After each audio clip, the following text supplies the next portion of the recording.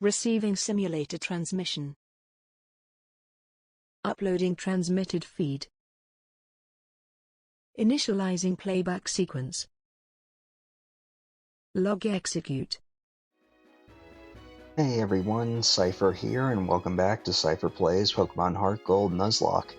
In the last episode, we made our way through Victory Road, finally encountering Scarlet for the last time, and beating him soundly.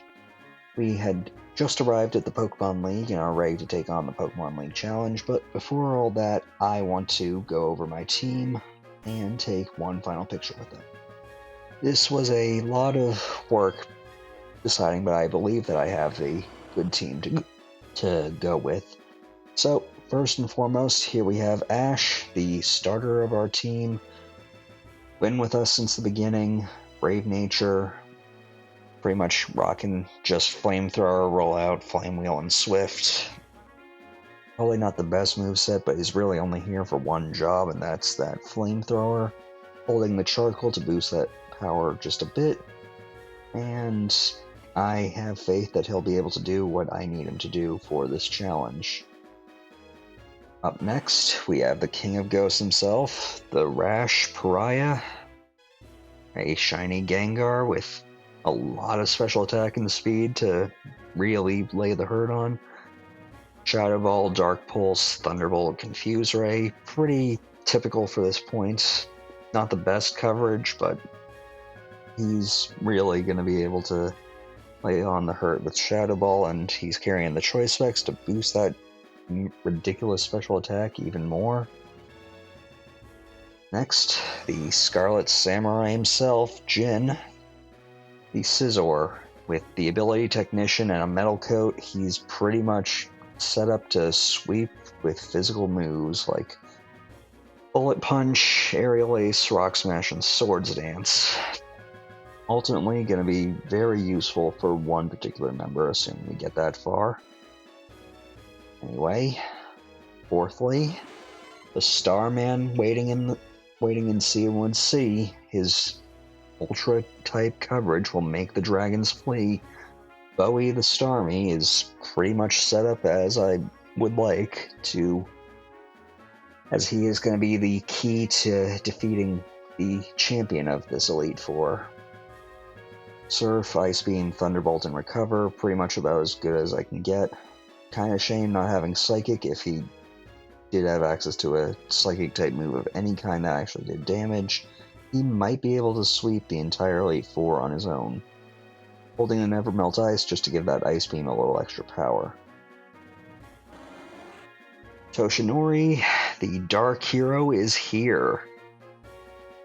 He's pretty much the tank of the team, gonna be going in whenever I need just to stall out for some time.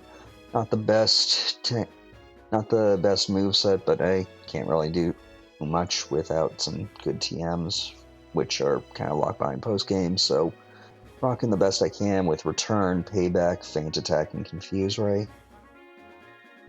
And last but not least, the 11th hour powerhouse of the team, Ulsa Creed, the Eternal Phantom Slayer herself. Pretty much a trump card in case anything happens to somebody.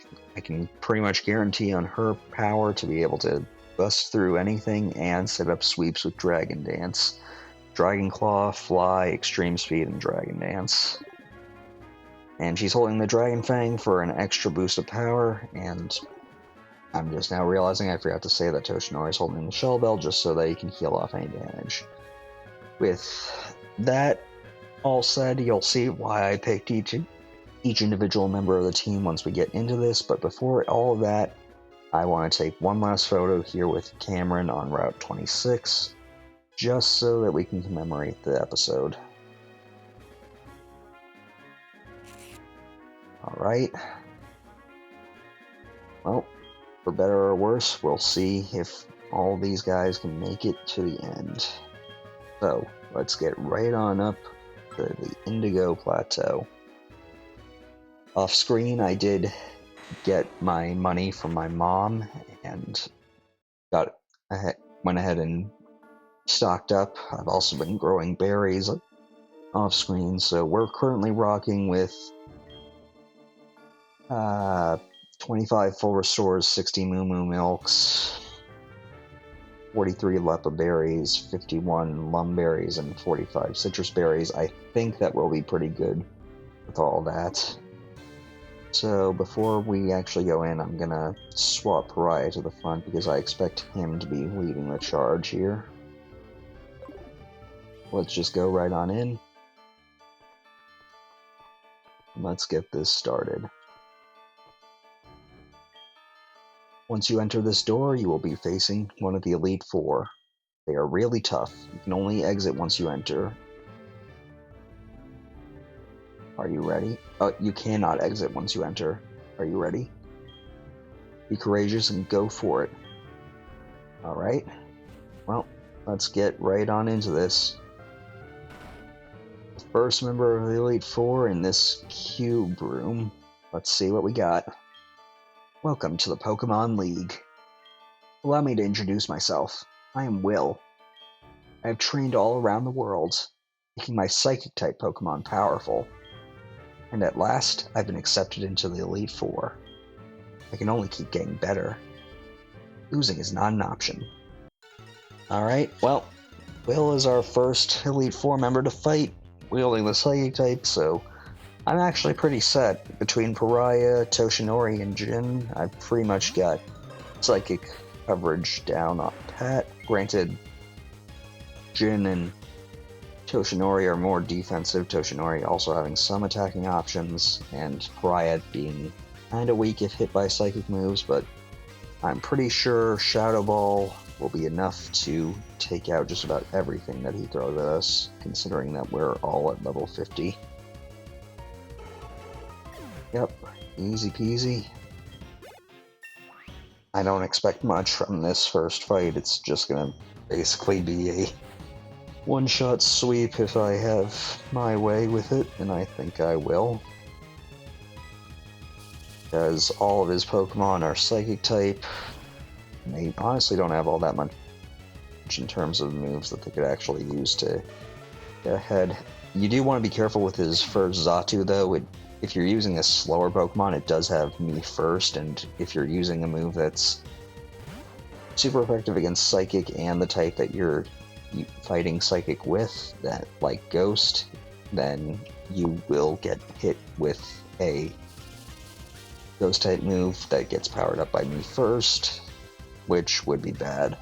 But luckily Pariah's got the speed to outpace these guys. A lot of his team is pretty actually slow. Like, I think Jinx is the fastest thing that he has.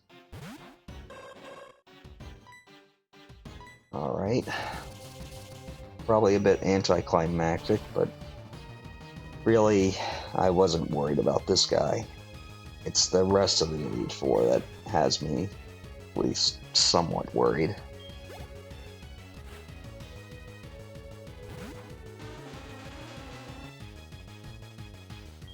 Alright. Just one more Shadow Ball ought to do it.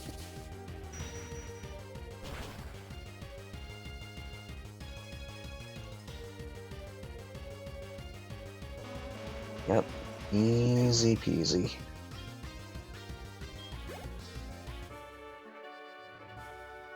I can't believe it.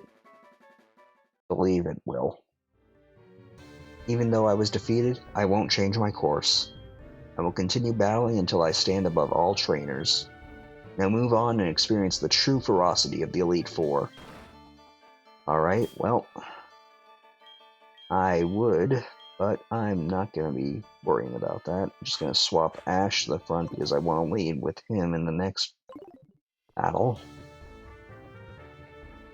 These will probably be shorter episodes than typical, but I don't think you guys can really blame me. Yeah, I really just don't want to go through this entire thing in one sitting. Anyway, here we go with the second Elite Four member, and he should look a little familiar to those of you that watched the Fire Red Nuzlocke. Wahaha! I am Koga of the Elite Four. I live in shadows, a ninja. My intricate style will confound and destroy you. Confusion, sleep, Poison. Prepare to be the victim of my sinister techniques. Pwaha! Pokemon are not merely about brute force. You shall see soon enough. Alright, Koga, having gone from gym leader to Elite Four member, he's moving up in the world. Not that I remember him being all that difficult back in Fire Red, but we'll see. And he's certainly not proving it with his first member, an Ariados. Really, dude? Well, I guess beggars can't be choosers. It's pretty slow. It does have Spiderweb to lock you in, kind of like Mean Look, but honestly, I don't see anything that would be wrong with it. It does have Baton Pass, so it could, in theory, make the fight dangerous by locking you in if it survives, and then Baton Passing to something else so that you're trapped in there with it, like this Fortress. This thing can be very dangerous. It does have the move Explosion. You want to be sure to hit it as hard as you can, as fast as you can. Because if that thing gets off an explosion, not many things are going to be able to stand up to it. Luckily, Ash is pretty fast, and Fortress is pretty slow, and we have a 4 times weakness to work with. Alright, well, while I was certain that Ash could take the first 2, I don't have as much faith in him taking out this Muk, so let's switch to Jin. Yep, I had a feeling he was going to do that. Well, if you're going to just focus on minimizing, I'm going to just Swords Dance up.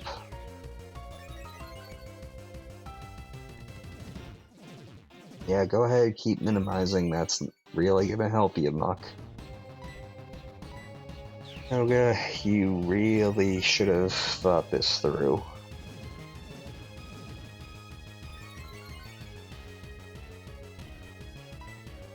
Just one more Swords Dance, so that we're at max.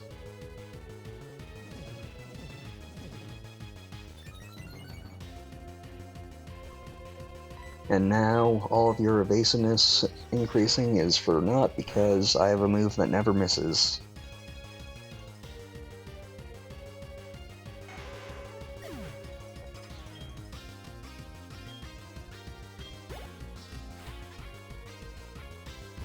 Next up, Crobat. This thing is pretty fast, but thankfully I've got a priority move in Bullet Punch.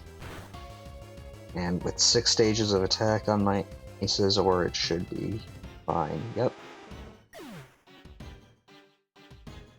So, pretty solid strategy all around to deal with this. Wasn't really worried about this, but we'll see how we do.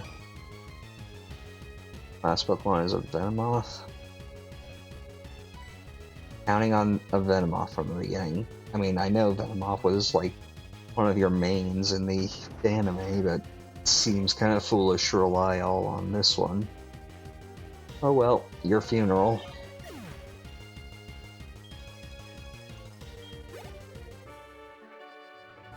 Ah, you've proven your worth. Alright. I subjected you to everything I could muster, but my efforts failed.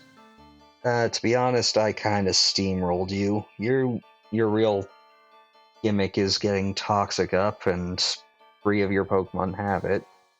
But you couldn't use it because I ended up sending in a Steel type. Anyway, I must hone my skills.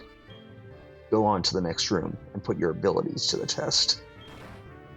Alright, well, with that, we have officially beaten 2 Elite Four members, so let's just head on up to the next room. And another familiar face from the Fire Red Nuzlocke. But I will not be challenging him right now. I want to just kind of save this, do this in parts, so I'm going to end things off here. Thank you all for watching. Until next time, stay gold.